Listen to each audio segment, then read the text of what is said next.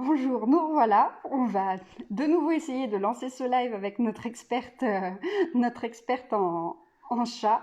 Donc, pour ceux qui n'étaient pas là précédemment, l'idée de ce live, c'est de vous expliquer voilà, tout ce qu'il y a à savoir pour accueillir dans votre maison.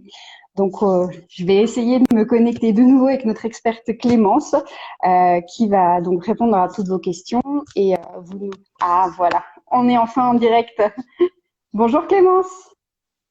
Bonjour à tous, on est enfin connectés. Alors, bien sûr, le téléphone n'est plus à la bonne dimension, donc je refais les petites indices. Bon, Clémence, est-ce que tu m'entends? Je t'entends parfaitement, tu m'entends aussi? Alors, je crois qu'on t'entend pas. Si vous, les spectateurs du live, vous pouvez me confirmer si vous entendez ou pas Clémence, ça pourra nous aider. Est-ce que vous... Est-ce que vous m'entendez? Non, je crois qu'on a un problème de son, malheureusement. Moi, je t'entends très très bien. Et le son, il est activé sur le son est activé sur le téléphone. Ah, apparemment c'est de mon côté. Alors ça va être un peu compliqué. Décidément. Attendez, on va Clémence. C'est tout bon, c'était de mon côté, effectivement. Navré pour ce petit bug technique. Donc, on va enfin pouvoir commencer. Donc, je suis Marine, la community manager du compte botanique. On va commencer ce live sur comment bien accueillir un chaton chez soi avec donc Clémence qui nous a enfin rejoint et qui est accompagnée aussi d'autres invités pour illustrer le sujet du live. Donc, Clémence, si tu peux nous représenter un peu, te représenter un petit peu pour ceux qui ne te connaîtraient pas. Tout à fait. Déjà, tout d'abord, bonjour à tous et merci d'être présents avec nous sur ce live Instagram. Si vous êtes ici, c'est certainement que vous avez pour excellent projet d'adopter prochainement un chaton, de l'accueillir chez vous. Et bien, du coup, là aujourd'hui pour vous apporter toutes les clés de façon à favoriser au mieux l'acclimatation de votre chaton. Avant toute chose, je vais me présenter rapidement. Donc, moi, je suis Clémence Ménégo. Je travaille pour la Société botanique depuis 2008 et animatrice réseau depuis 3 ans pour le suivi et l'animation des magasins qui sont sur la moitié sud de la France. Vous l'aurez dit, je suis aussi passionnée par les chats et j'en ai même moi-même 3 à la maison. Je sais pas si Marie, tu as des chats toi aussi, je crois. Oui, moi aussi. J'en ai 3. 3 chatons. Enfin, 3 chats maintenant, ils sont adultes. Il y en a 2 que j'ai eu chatons par contre. Petite surprise d'une de la chatte qu'on avait adoptée, qui a mis au monde 2 chatons et qu'on a gardé. Voilà. Moi, j'ai 3 chats, mais aujourd'hui, je ne suis pas chez moi. Je suis chez mon amie Nathalie, qui a eu une très jolie portée de 5 chatons. Il y a de ça un mois et demi environ. Ce sont des British Shorthair. Alors, vous allez peut-être pas tous les voir comme il faut. Et voilà, ils sont les heureux figurants de ce live aujourd'hui. Alors, l'adoption d'un chaton et l'accueil d'un chaton chez soi. Alors, c'est souvent l'événement exceptionnel, l'événement de l'année, attendu par vous, attendu par tous les membres de la famille. On compte les jours, on compte les nuits qui vous séparent de cette adoption. Sachez que pour le chaton, c'est quand même un petit peu différent. Et l'histoire, elle est totalement un peu plus compliquée. C'est-à-dire qu'imaginez le chaton qui a été chez son premier propriétaire, au moins pendant 2 mois. Il va quitter sa maman, ses frères, ses sœurs, l'humain qu'il connaît, des odeurs aussi qui lui sont familières. Donc, c'est sûr que c'est un gros changement pour ce chaton. Et aujourd'hui, justement, je vais pouvoir vous donner les clés de façon à ce que cette acclimatation, cet accueil dans son nouvel environnement se passe bien. Et ça va se passer en plusieurs étapes. Et la première étape, ça c'est un petit peu la petite parenthèse, mais à mon avis qui est hyper importante, c'est le sevrage, l'âge de sevrage du chaton. Alors, idéalement, on dit qu'un chaton est sevré à partir de ses 8 semaines, à partir de 2 mois.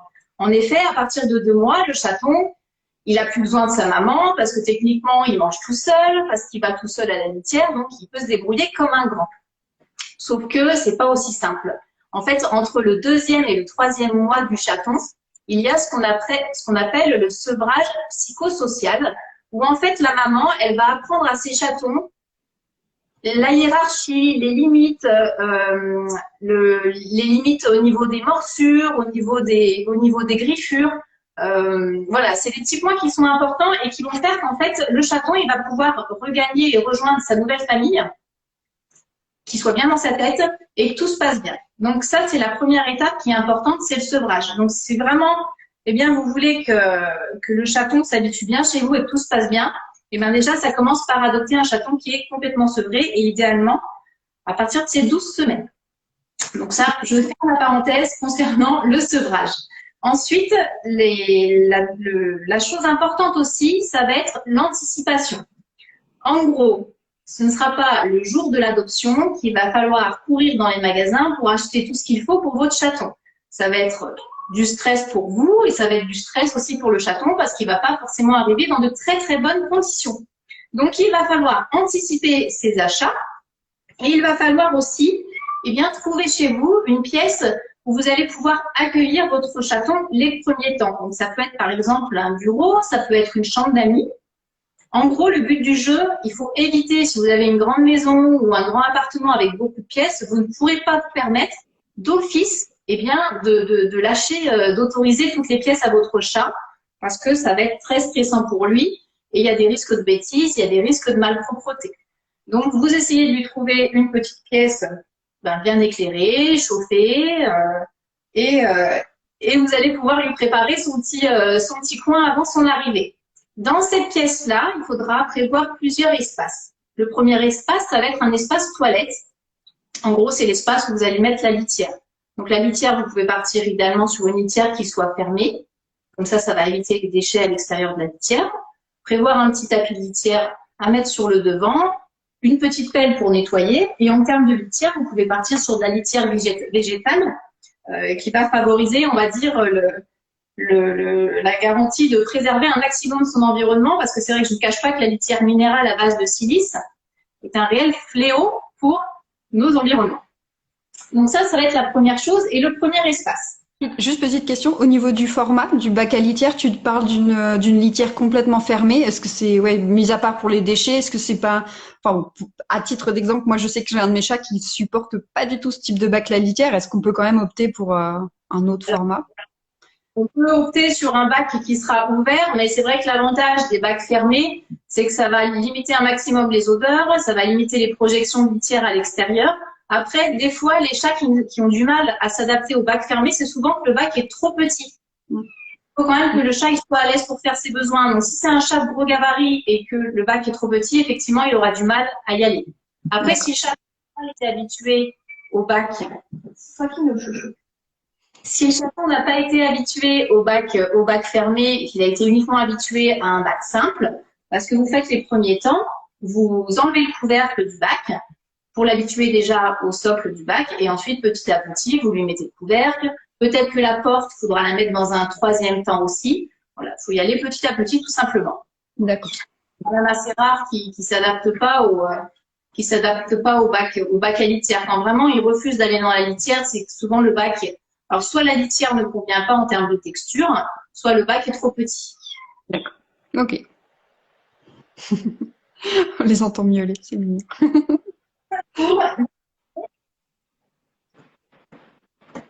Ça va être pour le premier espace, donc l'espace toilette. Ensuite, on va retrouver un espace qui va être dédié au repas, où là, il va falloir préparer une petite gamelle d'eau, une gamelle de croquettes. Idéalement, en termes de texture, privilégier les gamelles en céramique parce que c'est vrai que l'odeur que dégage le plastique peut vraiment être embarrassant pour le chat. Okay. Après, vous pouvez très bien prévoir aussi une petite fontaine à eau. La fontaine à eau comme ce petit modèle, ça c'est pratique et c'est top pour les chatons parce qu'en fait, il a un modèle vraiment petit, c'est un petit gabarit. Et l'avantage de la fontaine, c'est que l'eau va être constamment en mouvement. Donc, c'est vraiment quelque chose qui va attirer le chat, qui va le booster à boire et ça va être un réel confort pour sa santé rénale. Donc voilà pour le coin repas. Idéalement, le coin repas, il faut qu'il soit assez espacé du coin toilette. Et en termes de choix des croquettes, j'imagine qu'on peut pas, voilà, faut pas choisir n'importe quoi non plus. Et au niveau de l'alimentation, donc dans l'idéal, les premières semaines, il faut impérativement rester sur ce qu'avait l'habitude de donner à la personne qui vous a cédé le chaton, parce que c'est ce qu'il a l'habitude de digérer, et c'est vrai qu'il a le système digestif un petit peu immature, le chaton, donc il faut pas trop le chambouler. Donc en termes d'alimentation, il faut toujours rester sur le même type d'alimentation qui est donné, la même marque. Et si vous avez à changer, il faut attendre quand même quelques semaines idéalement et toujours faire une transition. La transition alimentaire, ben, c'est tout simplement le fait de réduire petit à petit l'ancienne alimentation et d'apporter la nouvelle. Ok, d'accord. Voilà pour cet espace alimentation. Ensuite, on va avoir un espace de repos où là, il va falloir prévoir, par exemple, de ce type-là, un petit coussin qui va être fermé de façon à ce que le chat se sente davantage en sécurité les premiers temps, qui soit bien moelleux, bien confort pour le chat, parce que si vous ne le savez pas, vous le verrez très très vite, le chat, il aime bien son petit confort. Donc, plus le coussin va être moelleux, douillet, et plus il aura tendance à y aller facilement. Donc ça va être la partie repos. Et ensuite, il faudra prévoir une partie jeu où là, vous allez placer un griffoir. Donc, par exemple, des griffoirs carton comme celui-ci, des griffoirs poteaux, un petit arbre à chat et vous allez lui placer quelques jouets tout simplement pour l'occuper. Alors justement sur ce point-là, on avait eu une question dans la petite box qu'on a mis dans notre story d'annonce du live qui demandait est-ce que vraiment un arbre à chat c'est très utile pour les chats, enfin pour parce que je sais qu'il y en a des modèles vraiment très très imposants donc Quoi faire, effectivement, il y a du choix. Alors, l'arbre à chat, j'ai envie de dire, il est essentiel pour les chats et surtout pour les chats d'intérieur qui n'ont pas vraiment accès à l'extérieur. Il faut savoir que le chat, lui, il vit en 3 dimensions, donc il a besoin de se percher constamment. Donc, c'est vraiment important de lui laisser effectivement à disposition un arbre à chat qui soit relativement grand. Si vous voulez qu'il y ait une réelle efficacité sur le fait qu'il fasse ses griffes sur les poteaux, pareil, il faut que les poteaux ils soient quand même relativement grands et un petit peu larges. C'est-à-dire si le chat faut qu'il se plie en quatre pour pouvoir faire ses griffes parce qu'il a 20 cm de poteau incisal, ça ne marchera pas et c'est sûr que je ne vous cache pas, il sera plus confortable pour faire ses griffes sur un canapé, sur une tapisserie, ou voilà. on est bien d'accord. Il vaut mieux effectivement se faire plaisir avec un joli arbre à chat, faire plaisir au chat avec un arbre à chat qui soit de taille, on va dire, adaptée. Et effectivement, c'est vraiment essentiel de pouvoir s'équiper avec ça et dès le début. Ok, merci. Donc, passer donc cette étape, on va dire, d'anticipation, c'est enfin le jour J. C'est le moment, voilà, le moment où vous allez chercher votre chaton. Et donc là, ça va se faire. Je t'interromps 2 secondes. On a une autre question sur plutôt la préparation de l'environnement et notamment tout ce qui est lié un peu à la sécurisation après pas forcément de la pièce la pièce qu'il va découvrir en premier, mais de l'appartement en général et notamment tout ce qui est plan d'intérieur et éventuellement pour les personnes qui habitent en hauteur dans des appartements, la sécurisation du balcon. Et ça, j'y viens juste après où justement j'ai souligné quelques dangers. Avec lesquels il va falloir être vigilant avec vos chatons, même avec vos chats adultes, hein, ça change pas grand chose. Okay. Mais voilà, on va y revenir dans même pas 5 minutes. Donc, le jour J est arrivé, vous allez chercher votre chaton. Donc, pour chercher votre chaton, il va falloir vous équiper d'une caisse de transport qui soit adaptée au transport, adaptée aux animaux, donc soit pour chat, soit pour petit chien. Quand je parle d'une caisse de transport, c'est une vraie caisse de transport. C'est-à-dire, n'allez pas chercher votre chaton dans une boîte à chaussures avec 10 trous sur le dessus. Malheureusement, on l'a déjà vu, mais c'est vrai qu'en termes de sécurité, on n'y est pas vraiment. Donc, prenez une caisse de transport qui soit totalement adaptée. Le petit bonus, essayez de demander à la personne qui vous cède le chaton, de vous donner un plaid ou une couverture qui va porter l'odeur qui lui sera familière. Donc, l'odeur de la pièce dans laquelle il évoluait, de la maman, etc., de façon à ce qu'il ait quand même des repères au maximum durant sa caisse de transport. Il y a quelque chose qui est miraculeux, moi j'utilise beaucoup, c'est les fleurs de bac. Les fleurs de bac, où vous avez des complexes urgences que vous pouvez très bien utiliser à raison de quelques gouttes que vous mettez directement soit dans la gueule de l'animal, soit au niveau des commissures des lèvres ou sous les coussinets. Et en fait, ça va permettre indirectement au chaton qui va se nettoyer, eh bien, d'ingérer la fleur de bac. Et ça, c'est un produit que j'utilise vraiment beaucoup et ça marche très, très bien. Et c'est des fleurs de bac dédiées aux animaux? Parce que je sais que les fleurs de bac, c'est aussi utilisable chez nous. Aux animaux, c'est dans le sens où le degré d'alcool n'est pas le même. Parce qu'en fait, la base, ça reste quand même du cognac. Et pour les animaux, ben, le dosage est un petit peu différent par rapport aux humains. Donc voilà pour la petite astuce, on va dire, anti-stress de votre chat. Au niveau du transport, ça coule de source. Mais il faut éviter de sortir votre chat de la boîte de transport pour lui faire des papouilles, etc. Je vous assure que votre chat, la seule chose qu'il veut, c'est d'être tranquille et pas du tout être sorti de sa caisse pour être papouillé. Évitez de mettre la musique à fond aussi. Bon, ça paraît évident, mais bon, voilà, c'est quand même intéressant de le rappeler. Et ayez une conduite souple, douce, de façon à ce que le trajet se passe le mieux possible pour votre chaton. Ensuite, arrivez à la maison. Vous lui avez préparé son petit cocon, ses 4 petits espaces, comme je vous l'expliquais tout à l'heure. Vous allez poser la caisse de transport sur la pièce, enfin dans la pièce, vous allez ouvrir la porte et en fait c'est le chaton qui sortira quand il aura décidé réellement de sortir, quand il se sent prêt à sortir. Tout le monde dort. C'est la maman. Tout le monde dort sauf la maman. Elle rôde autour des petits, c'est normal. Donc voilà. Là, vous allez quitter la pièce, vous allez le laisser sortir tranquillement de sa caisse de transport. Peut-être qu'au bout d'une heure ou deux, vous pouvez rentrer dans la pièce, caresser votre chaton, lui parler calmement, lui montrer son bac à litière, sa gamelle d'eau, sa gamelle de croquettes. Mais il ne faudra pas le solliciter et le forcer tout de suite. Ça va dépendre vraiment du chaton. Il y a des chatons qui vont être tout de suite très à l'aise et qui seront collés à vous tout de suite. Et il y en a d'autres qui seront un petit peu plus distants, un peu plus réticents. Et ceux-là, il faudra leur laisser un peu plus de temps. Donc, il faut vraiment le laisser sortir tout seul de la caisse. On le force pas. Okay. Prendra la décision de sortir. C'est pas vous qui allez forcer le chaton à sortir de sa caisse. D'accord. Ça va vraiment être sur la première journée. Ensuite, les jours suivants. C'est-à-dire, comme vous l'avez compris, le chat, pareil, ça va dépendre du chat. Ça peut être à raison de 2-3 jours où vous allez pouvoir le laisser dans cette pièce.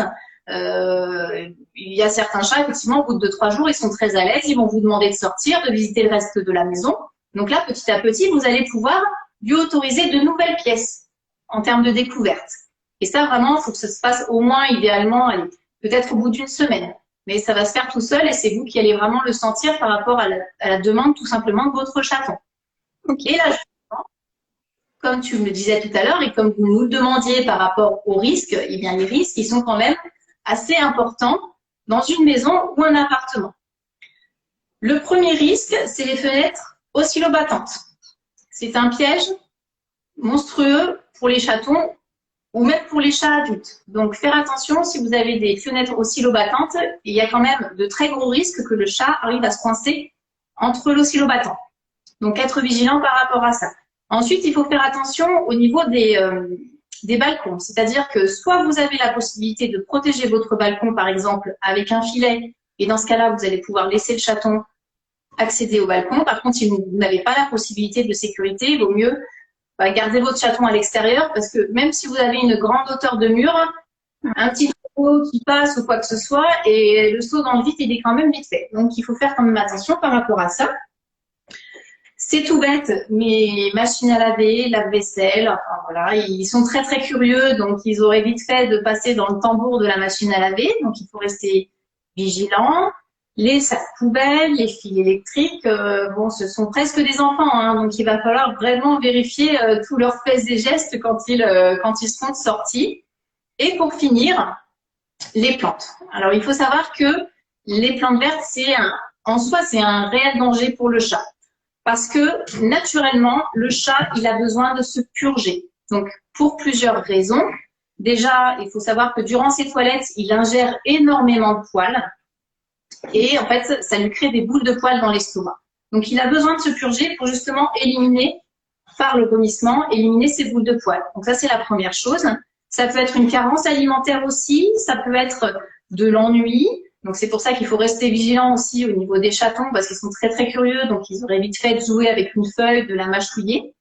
Et pour finir, ça peut être aussi une preuve que l'animal est très, très parasité, en fait, qu'il a beaucoup de vers intestinaux en lui. Et ça, je vous en parlerai un petit peu dans le focus santé que je vous ferai à la fin du live. Ok. Les plantes toxiques en intérieur, j'ai envie de dire que quasi toutes les plantes sont toxiques. C'est-à-dire que bon, la liste, elle est longue comme mon bras. Il y a bientôt sur notre page Facebook un article qui sera dédié justement aux plantes toxiques avec le listing des plantes vraiment à risque. On est en train de le faire rédiger donc par un expert. Vous le retrouverez effectivement sur le site dans les jours qui viennent, où on essaye de faire la liste des plantes qui sont toxiques et des plantes qui, au contraire, peuvent être adaptées à la cohabitation avec les félins. Après, si vous voulez un maximum vraiment limiter que votre chat mange des plantes, bah déjà, il faut éviter donc d'avoir des plantes qui sont très toxiques. Ne pas lui laisser à disposition, donc vous les mettez en hauteur. Il faut lui apporter des plantes qu'il aura le droit vraiment de consommer, comme le cyperus, ou alors des graines que vous allez pouvoir faire germer, donc du blé, de l'orge, donc qui va germer sous à peu près 3-4 jours. Il faut lui apporter beaucoup de quoi jouer. Il faut qu'il puisse s'occuper un maximum. Et puis, il faut le vermifuger correctement. Et donc ça va être le dernier point que je vais faire avec vous. C'est un petit point santé. Alors, concernant la santé de votre chat, donc je vous ai parlé de la vermifugation.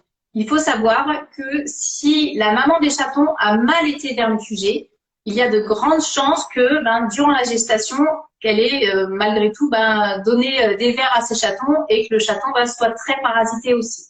Donc, en termes de vermifuge, il faudra prévoir des purges. Donc, c'est des petites sessions de 3 jours. Donc là, par exemple, c'est une purge liquide, donc c'est facile à donner et puis en plus, c'est appétant.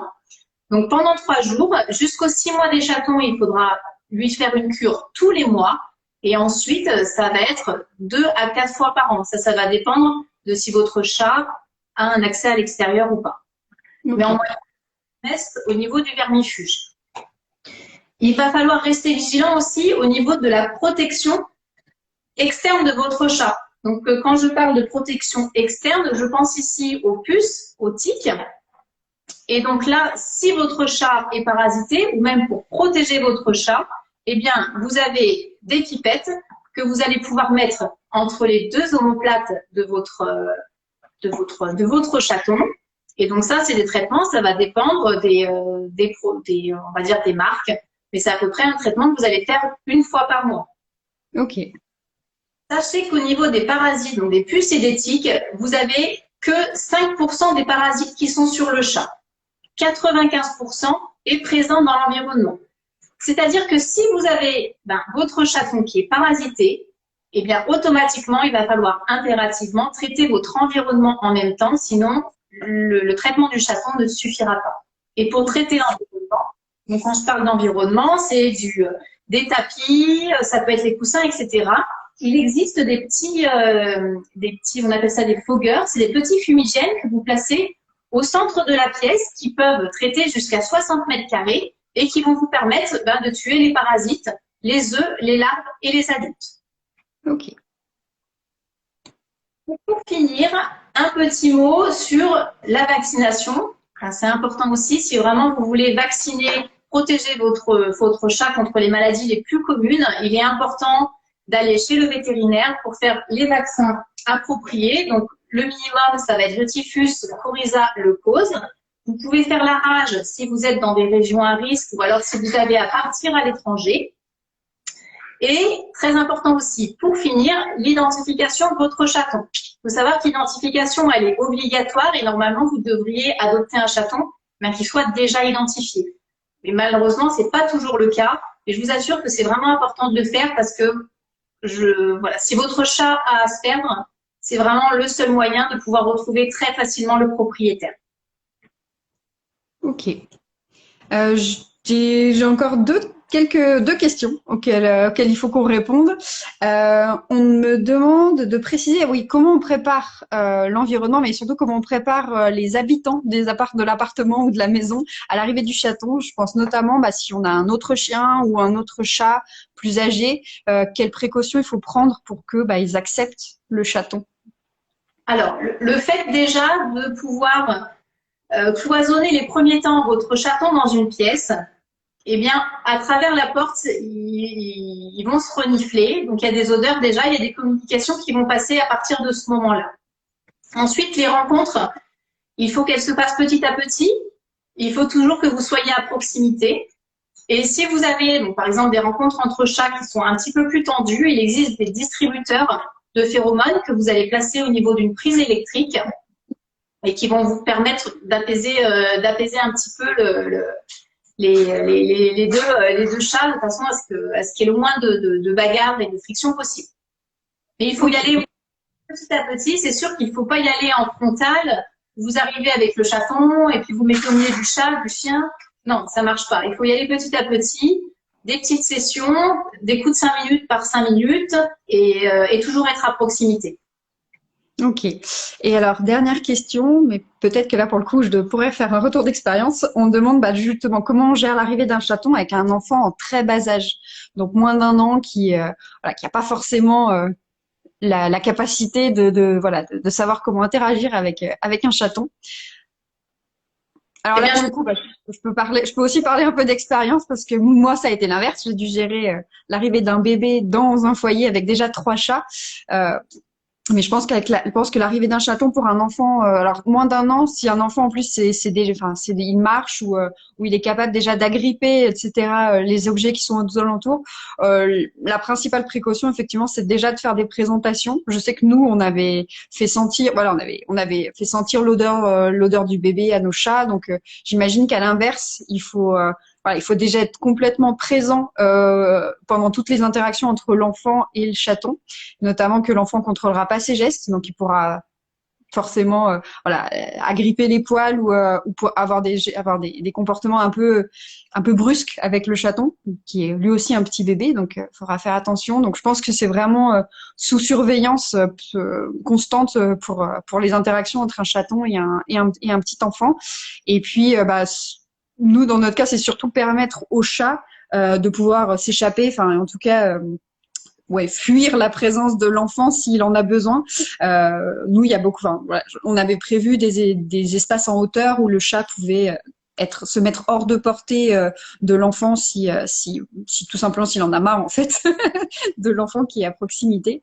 Donc je pense que là, mais le plus important c'est d'être présent et de bien surveiller et puis d'expliquer aussi à l'enfant que on est face à un animal, que donc c'est un être vivant et que de la même façon que avec un autre enfant, il faut se comporter de manière respectueuse, douce et bienveillante et lui expliquer exactement que c'est pas un jouet, c'est un être vivant, donc faut être sympa avec le chat et puis voilà, mais c'est beaucoup dans la répétition, hein. Clairement nous même alors qu'on a des chats adultes et que là notre fils est un peu plus grand, on répète encore et encore que voilà, on surveille beaucoup les interactions et on protège nos chats quand on sent qu'ils en ont un peu marre de cet enfant un peu turbulent. Voilà. Merci Marie, j'ai rien d'autre à dire. Voilà, la vigilance tout simplement. Voilà, mon point de laisser un accès libre au chat dans la chambre du bébé. Je pense que c'est important aussi. Clairement. Eh bien, écoute, je crois qu'on n'a plus de questions à traiter. Si jamais, en tout cas, vous aviez d'autres interrogations d'autres sujets dont on n'aurait pas parlé pendant le live, vous n'hésitez pas à nous contacter par message privé. On transmettra vos questions à Clémence et on vous fera des réponses. Dans tous les cas, comme je vous le disais en intro, on a un nouvel univers chat qui est disponible sur botanique.com, qui a été complètement revu et pensé pour vous donner accès à tous les produits, à toute l'offre botanique pour nourrir et accueillir votre chat, en prendre soin. Il y a toute une gamme d'alimentation, de jeux, de bacs à litière, de litière, enfin vraiment tout ce dont vous pourrez avoir besoin pour accueillir un chaton. Et puis bien évidemment pas mal de conseils écrits, comme on vous le disait, sur les plantes toxiques, sur l'accueil d'un chaton, sur l'alimentation, qui ont été rédigés avec nos experts en magasin. Et puis, pour vous remercier d'avoir suivi ce live, on vous met à disposition pendant 2 semaines un code de promotion qui vous offrira 5 € sur toute commande de 35 €. Passez sur le site, que ce soit en commande en ligne ou en click and collect, avec le code donc live chaton. Mais je vous mettrai tous les détails dans la description de cette vidéo. Donc, vous pourrez l'utiliser sur le site jusqu'au 26 mai inclus. Voilà. Et bah donc, merci Clémence de nous avoir apporté toutes ces infos. Merci à vous d'avoir participé et regardé ce live. On vous dit à bientôt pour de prochains sujets. Au revoir Clémence.